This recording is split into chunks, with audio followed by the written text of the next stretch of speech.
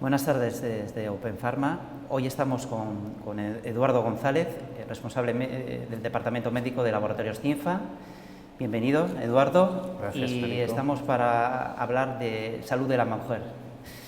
Salud de la mujer en un plano genérico, pero también muy concreto, con determinadas preguntas que nos hacen nuestros pacientes desde Open Pharma. Openpharma.com es una plataforma de asesoramiento farmacéutico online en la cual pues atendemos a las demandas de producto, de servicio y de asesoramiento, ¿no? Y bueno, pues es importante hablar de la salud de la mujer. ¿Por qué? Pues porque realmente tenemos un nicho de pacientes que nos piden mucho consejo y mucho asesoramiento, como vamos a ver en las preguntas que nos están haciendo y que quiero trasladarte a ti y al laboratorio que tú representas. La idea es acercar al paciente acercar lo que es el trabajo de la industria farmacéutica, no solamente desde un punto de vista de producto, sino también desde un punto de vista de conocimiento. ¿Por qué hay productos para determinados ámbitos terapéuticos? ¿Por qué se fabrican de esa manera?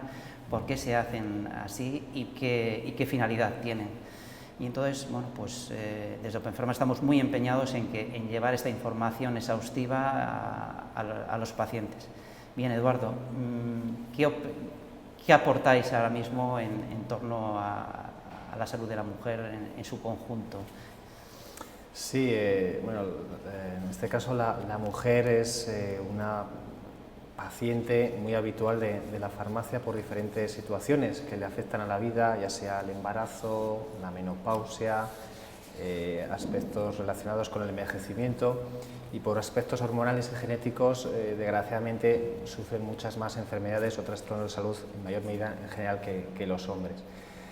Desde CINFA somos por supuesto conscientes de este problema e intentamos que con nuestros productos la mujer gane en calidad de vida, gane en bienestar, y no solamente gracias a esos productos, sino con esos consejos farmacéuticos que intentamos trasladar a los farmacéuticos para que sean esos vehículos de información, de la demanda de información que la mujer necesita.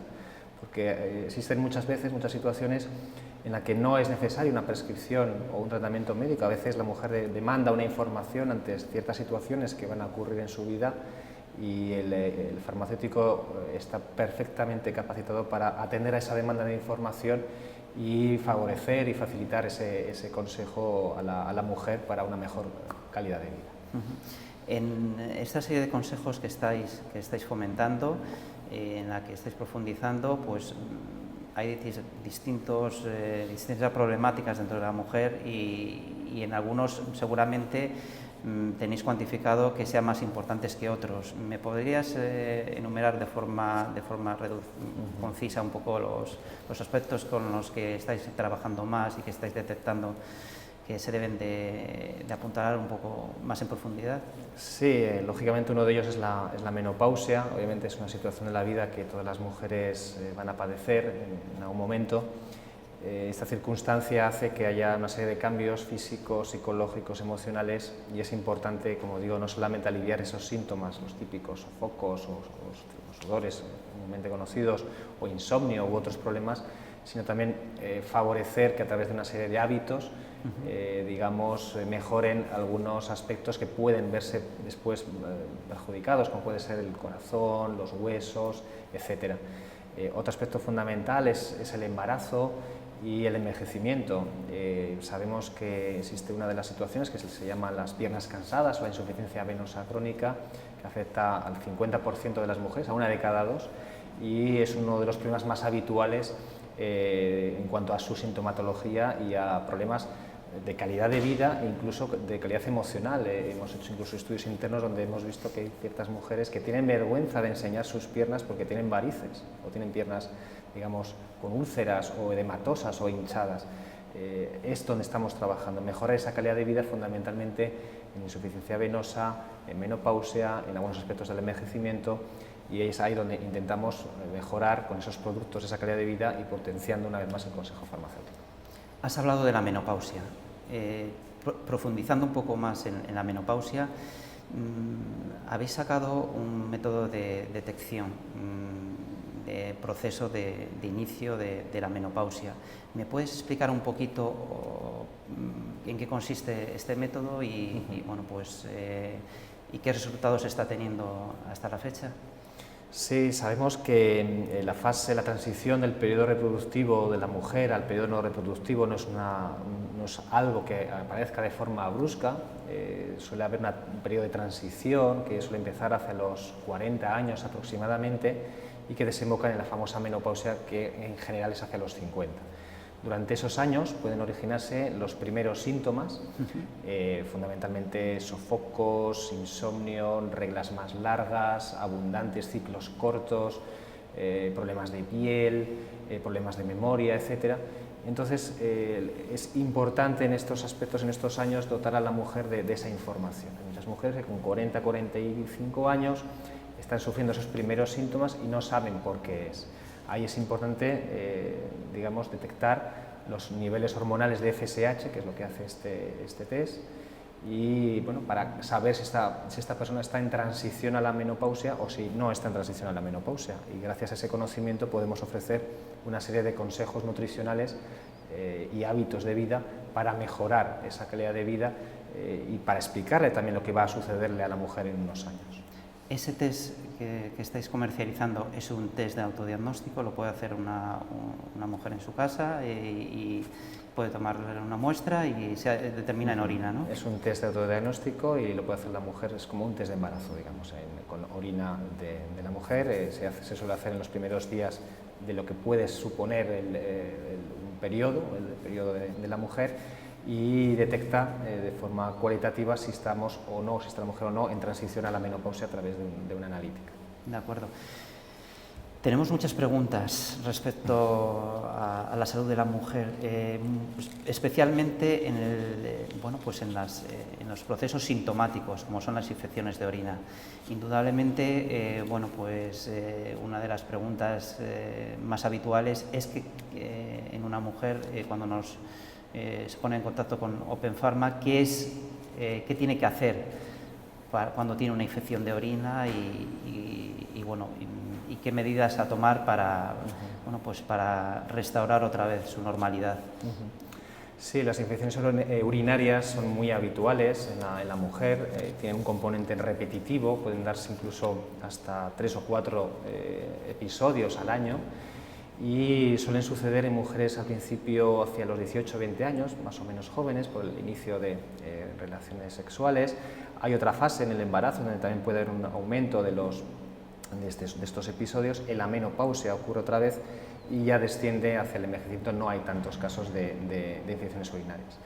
En estos casos lo más importante es la prevención, y para ello siempre aconsejamos evitar comidas picantes, bebidas irritantes como el café, el té, el alcohol, aumentar la hidratación, esos 2 litros y medio de agua diarios, también alimentos que contengan agua, ya sean fibras, verduras, vegetales, legumbres, y finalmente el consumo de arándano rojo, ya sea en zumo o en comprimidos. En este caso nosotros tenemos un producto NS-Cispreven con 36 miligramos de proantocenidinas. Bien, Eduardo, has hablado del arándano rojo, ¿no? En concreto, vuestro producto, que se llama Cispreven, que lo habéis comercializado desde hace relativamente poco tiempo y que tiene unas concentraciones de este arándano y que se diferencia. ¿En qué se diferencia del resto de productos comercializados en el mercado? Realmente hay muchos, cada vez hay más, y en algunos casos con concentraciones que son similares y en otros con concentraciones muy diferentes. ¿Me puedes decir por qué habéis elegido 36 miligramos de principio activo de las proanthocianidinas y cuál es el motivo? Sí, esa elección, como comentas, no es una elección arbitraria, es una elección totalmente científica. Esos 36 miligramos es la cantidad que en este caso se sabe que es eficaz para el efecto buscado, que en este caso es la disminución de esas bacterias adherentes a la vejiga, y siempre cuantificadas con un método específico, que es un método que se llama DEMAC, que es un método además aprobado por la Agencia Francesa de Seguridad Alimentaria y que es el método específico de cuantificación de ese principio activo que son las proanthocenidinas. Existen otras marcas comerciales que tienen otras dosis y otras cantidades porque utilizan otros métodos de cuantificación. El método de cuantificación, digamos, concreto y más fiable para cuantificar e identificar esas proantocianinas, ese método de MAC, que es el avalado por la agencia francesa y que son esas 36 miligramos, que es la dosis necesaria diaria para ese bienestar de las vías urinarias. ¿Y por qué produce ese bienestar urinario el arándano rojo? ¿Cuál es la génesis de que se produzca este bienestar?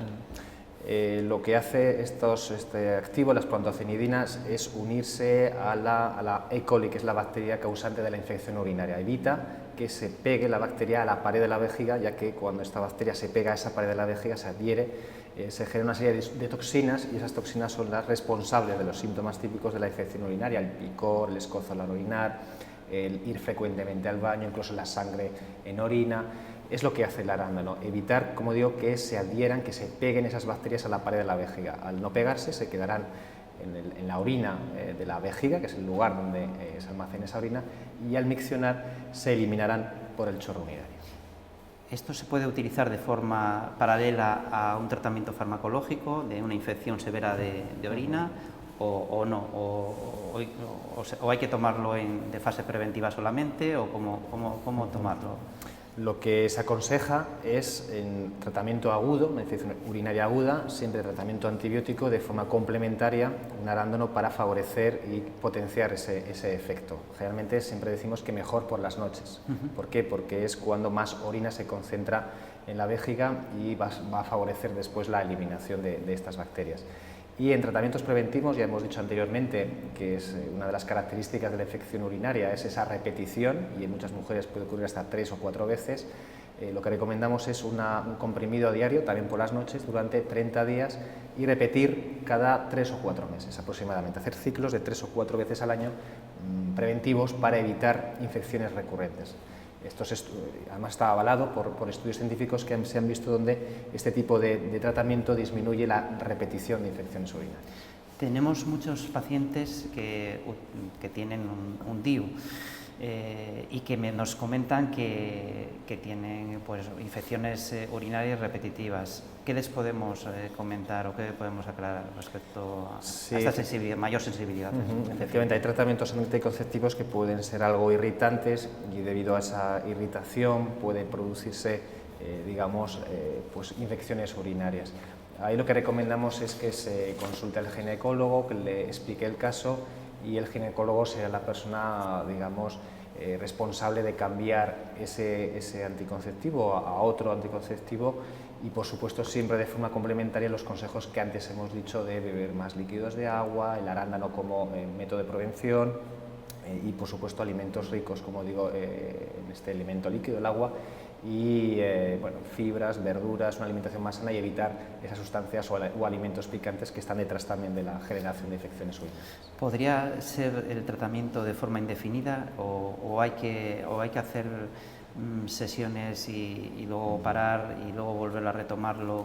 ¿Cómo enfocáis la temporalidad en este tipo de tratamientos que en principio son complementos alimenticios que no tienen efectos adversos aparentes? Sí, efectivamente, la temporalidad se podría hacer a largo plazo, no hay problemas de seguridad en ese aspecto. Sí que es verdad que hay unas situaciones de la vida, como hemos dicho anteriormente, en el embarazo, en la menopausia, que es donde más pico de infecciones urinarias, ahí es donde, digamos, la prevención tiene que ser mucho más evidente. Por supuesto que habrá otras situaciones en las que también se puede hacer prevención, pero en estos dos, periodos de la vida es donde la prevención tiene que ser aún más potente, digamos. Volviendo otra vez a la menopausia, ¿qué hacemos con los sofocos? Sofocos es el denominador común en este proceso de la vida de muchas mujeres y en algunos casos llega a ser incluso limitante para la vida diaria. Tenemos consultas y llamadas de auxilio, yo podría ya calificar en este sentido. ¿Qué podríamos decir o siendo muy concreto, CINFA, qué puede aportar a estos pacientes? Primero, aprovechando que estoy contigo y con Open Pharma, explicarle a la mujer que esa esperanza de que la menopausia es una etapa de la vida y que después hay la mitad de la vida para intentar disfrutarla. Y que los sofocos a veces no ocurren en todas las mujeres, en un gran porcentaje sí, y que eso pasa con el tiempo, hay que tener algo de paciencia, digamos así. Cuando suceden los sofocos, ¿qué podemos hacer? Bueno, lo mejor es, obviamente, están los típicos abanicos, beber agua fría, mojarse las mejillas, refrescarse esas mejillas con sustancias frías, evitar también, una vez más, sustancias picantes, café, otra vez tabaco, sustancias que pueden ser los desencadenantes de algunos sofocos. Y, por supuesto, también se ha visto que el sobrepeso, la obesidad, están detrás también de estos sofocos. Hay mayor riesgo, por lo tanto, una vez más, intentar reducir el peso pues, con unos regímenes alimenticios mejores o poniéndonos a dieta, etc. Y además, desde CINFA aprovechamos para comentar que bueno, existen complementos alimenticios, fitoterapia, documentos alternativos que tienen evidencia demostrada en una disminución de los sofocos y una disminución de esa gravedad, y además están avalados por sociedades científicas como la Sociedad Española de Menopausia, la Sociedad Española de Ginecología y Obstetricia, como son las isoflavonas de soja, en este caso están en el producto, se llama NS Menopausia, y también existe el lúpulo, que ahora se ha visto que también es un fitoestrógeno tan potente o igual, o incluso igual que la soja. Este producto está en NS Premenopausia. Estos dos productos, estos dos complementos alimenticios, también ayudan a aliviar esos sofocos y la durabilidad de los mismos. Hay que tener en cuenta que no son graves para la salud de la persona los sofocos, pero como bien comentas, alteran y limitan algunas situaciones de la vida. O sea que también se puede decir que la nutrición pivota también sobre este tipo de pacientes y que realmente pues hay que tenerlo muy en cuenta. Sí que has hablado de cómo minimizar estos sofocos, pero identificar la menopausia quizás es el kit de la cuestión en muchas ocasiones para saber cómo afrontarlo y cómo paliar estos síntomas a medio y a corto y medio plazo. En definitiva, vuestro método de diagnóstico realmente aporta un valor añadido en estos casos. Se pueden confundir de todas maneras estos procesos porque bueno, pues la menopausia hay un rango de temporalidad importante. Esto realmente habéis visto que hay un porcentaje de pacientes que no determinan bien si están o no están en este proceso o realmente es...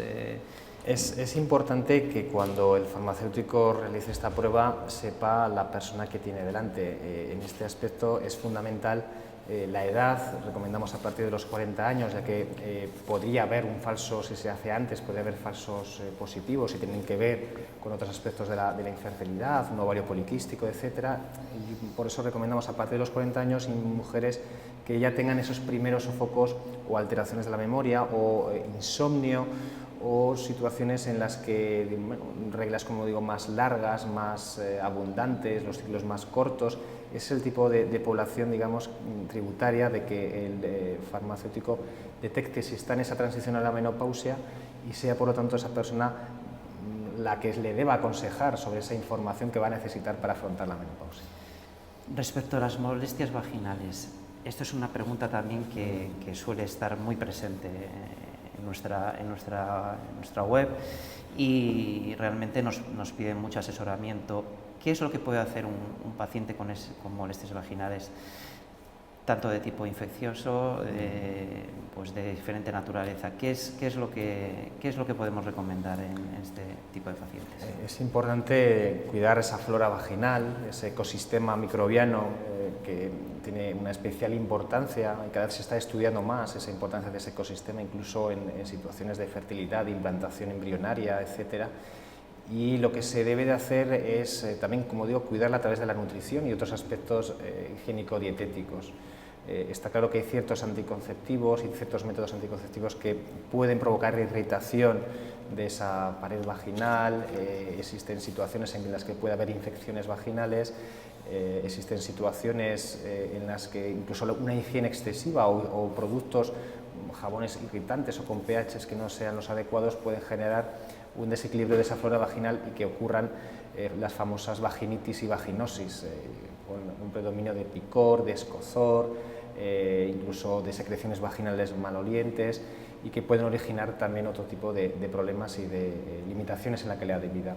Ahí lo que recomendamos es cuidar esa flora vaginal con probióticos, existen probióticos y además la Sociedad Española de Ginecología y Obstetricia recomienda el uso de probióticos de naturaleza vaginal.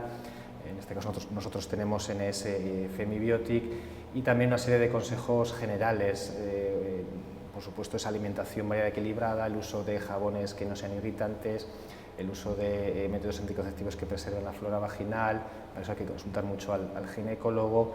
Incluso se ha visto también en personas diabéticas que un mal control del azúcar puede generar también un problema en la flora vaginal y que se produzcan algunas infecciones. Respecto a quienes están tomando anticonceptivos, pues, o que están utilizando, mejor dicho, anticonceptivos, siempre nos preguntan bastante en cuanto a las molestias y que utilizando un lubricante vaginal sería suficiente. Esto, ¿hasta qué punto podemos añadir más asesoramiento en este tema? Sí, efectivamente, está descrito en las fichas técnicas de los medicamentos anticonceptivos esas irritaciones, esa disminución del flujo vaginal, incluso de la libido, y esto origina a su vez pues, problemas irritativos y pérdida de flora vaginal. Los lubricantes y geles vaginales pueden ayudar, y en caso de no ayudar sí que existen otras opciones, ya geles más potentes, con geles con estrógenos, pero bueno, ya ahí ya serían tal vez un poco más ámbito del ginecólogo, y una vez más esas pautas, ¿no? El uso de probióticos para mejorar esa flora vaginal es adecuado, y el uso de otras medidas higiénico-dietéticas que antes hemos comentado. Bueno, no podemos dejar de hablar de la salud de la mujer sin hablar del estreñimiento. ¿Qué es lo que puede hacer y qué soluciones aporta CINFA al respecto de un estreñimiento que en muchos casos ya llega a ser crónico? En el caso de estreñimiento es muy importante, bueno, como en todos los casos en la salud, muchas veces atendemos más a las consecuencias que a las causas, y es importante en el estreñimiento las causas. Sí que aquí es importante que el farmacéutico, cuando lee una persona con estreñimiento, un estreñimiento de muchos días de evolución, generalmente de más de 7 días, acompañado de fiebre, de vómitos, de dolores de cabeza, derive al médico, pero en otras situaciones donde a la persona siempre le cuesta ir al baño, es importante saber cuál es esa causa. Generalmente una de las causas es que hay una flora intestinal dañada, otra causa es que hay malos hábitos nutricionales y otra causa es que hay hábitos para ir al baño negativos. Por lo tanto, lo primero siempre es ir a la causa, y la causa sería un mejor tratamiento nutricional. En este caso hay que recomendar fibra, que está en frutas, está en verduras. La fibra más o menos tiene que ser entre 25 o 30 gramos al día. Después es muy importante evitar alimentos de grasas saturadas, es decir, hacer al final una alimentación sana basada en la dieta mediterránea, y es muy importante también ir convenientemente al baño, los hábitos defecatorios que se dice. Se recomienda que cada vez que comamos nos vayamos al baño 10-15 minutos sentados en la taza del váter, porque se va a provocar un reflejo gastrocólico que va a generar esas ganas de ir al baño. Esto es muy importante hacerlo de forma muy perseverante durante mucho tiempo para provocar ese reflejo gastrocólico. Y finalmente es muy importante también el uso de probióticos y de fibras que van a mejorar, van a facilitar ese hábito defecatorio, van a mejorar el peristaltismo intestinal, y además no provocan efecto laxante, no provocan acostumbramiento del intestino. Existe el famoso mal de los laxantes, que es el típico producto que se utiliza para desencallar una situación de estreñimiento, que en un determinado momento puede ser obvio utilizarlo, pero que, digamos, nos excedemos demasiado en eso. Los laxantes, un uso continuado y abusivo de los laxantes genera el mal de los laxantes, como digo, que es un estreñimiento continuado. Los laxantes lo que hacen es que se pierda potasio en el intestino y que al intestino le cueste realizar movimientos peristálticos, por lo tanto se generan situaciones de estreñimiento crónico que al final los laxantes tampoco van a poder solucionar. Por lo tanto, siempre la solución es ir a la causa: nutrición, fibra, probióticos y hábitos intestinales, hábitos defecatorios para ir al baño de forma regular. Por último, las nuevas tendencias que se están dando ahora mismo es la utilización de productos que de alguna manera van directamente a la consistencia de las heces, como es el Macrogol, y por otro lado productos como son los probióticos, que actúan a nivel global, generando conjuntamente con las fibras un mejor tránsito. ¿En qué lado de la balanza nos debemos mover? Al fin y al cabo son productos que bueno, pues tienen un origen natural y que bueno, pues no son, no hacen ese efecto que estabas comentando anteriormente. Claro. Pero realmente ¿dónde nos posicionamos? ¿En ambos sitios o en un lado de...? Siempre el tratamiento, independientemente de la situación de estreñimiento que tengamos, ya sea leve, moderada, incluso en algunas situaciones más graves, siempre es fundamental ese tratamiento básico. Y ahí los probióticos, junto con prebióticos, lo que se llaman simbióticos, probióticos y fibra, van a mejorar la situación del estreñimiento.